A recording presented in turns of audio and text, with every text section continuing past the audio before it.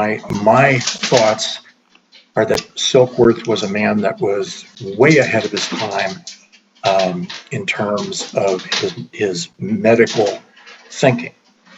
And sadly enough, I think Silkworth is still ahead of our current time in terms of medical education, resident training, and psychological training. We're still in a dark period from my perspective. A bit of biography. William Silkworth graduated from Princeton University in 1896. He then graduated from New York City Bellevue School of Medicine in 1899. And while completing his internship at Bellevue, he developed an affinity for working with drug addicts and alcoholics. He was on the psychiatric staff of an Army hospital during the First World War.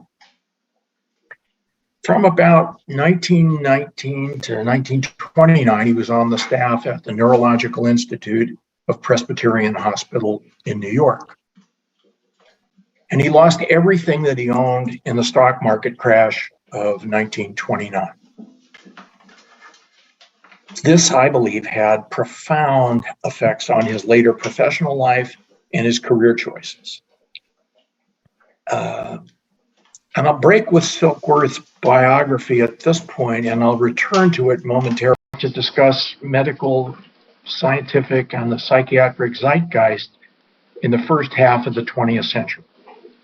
Some highlights. 1900, a year after he graduates medical school, aspirin is first synthesized, and then a year later in 1901 is patented by Bayer. In 1901, human blood types are discovered. Viruses are not discovered until 1915. 1921, insulin is first used to treat a dreaded, deadly diabetes. Only hope that folks have. 1928, penicillin is first discovered, but not mass-produced until the early 1940s. Radium is discovered in 1898, a year before Silkworth graduated from medical school.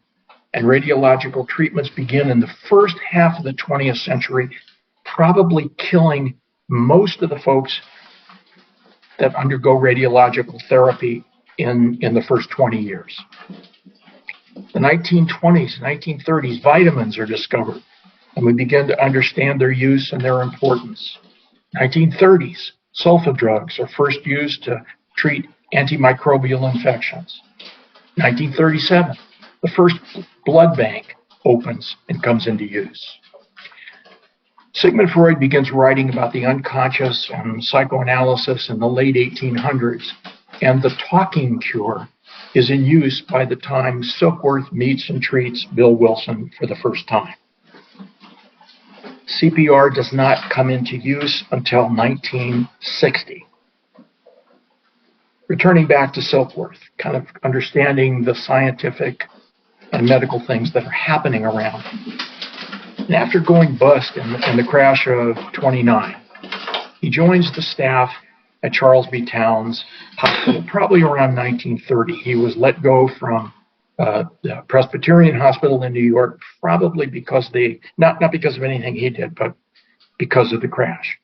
So we're not really sure, but he probably joins the Towns Hospital in about 1930. Towns Hospital was a private for-profit hospital that was owned and operated by Charles Towns, who was not a physician, nor was he a scientist. But Towns made claims that he could cure alcoholism. And indeed, he claimed to have affected a 90% cure rate for all alcoholics and drug addicts that he treated.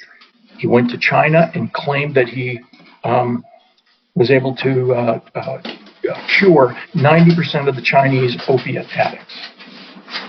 Towns may have been well-meaning at the absolute best, but clearly he had aspects of being a grifter and a P.T. Barnum combination.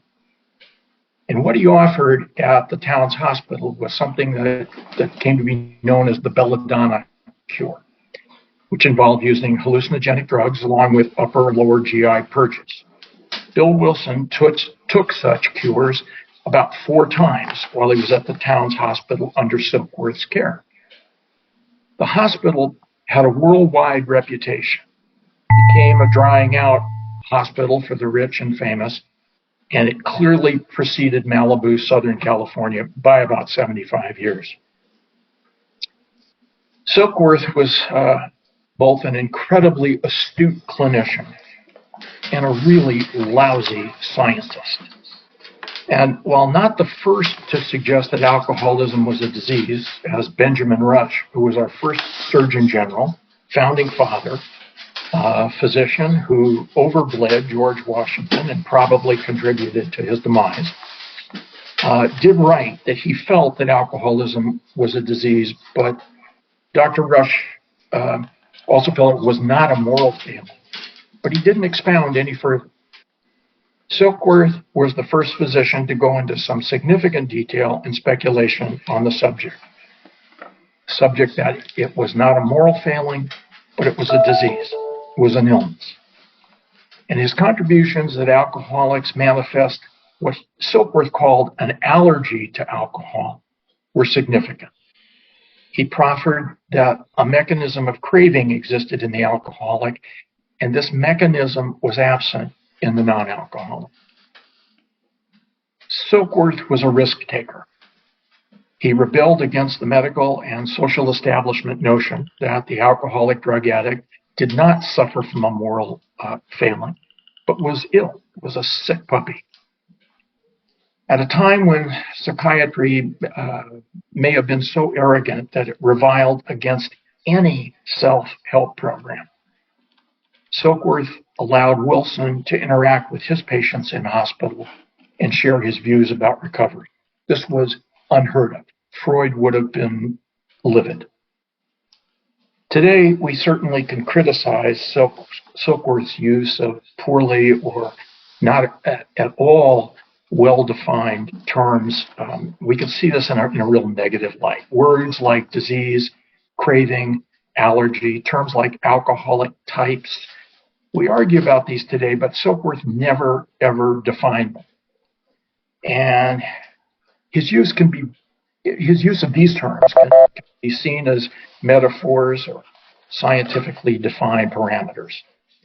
I like to see them as metaphors. And the little doctor who loved drunks was clearly a guy who was way ahead of his time. Some issues tonight that we might attend to during our discussion are, one, why are there 2 separate letters from Silkworth? That's weird. The first letter that Silkworth writes was the first page of the first edition of the Big Book. Why are there 2 separate letters? What's the purpose of the last sentence in the first letter? Why is it there? What are the implications? And how might the crash of 1929 have any significance on Silkworth's 2 letters? Important things to consider. Open it up for reading.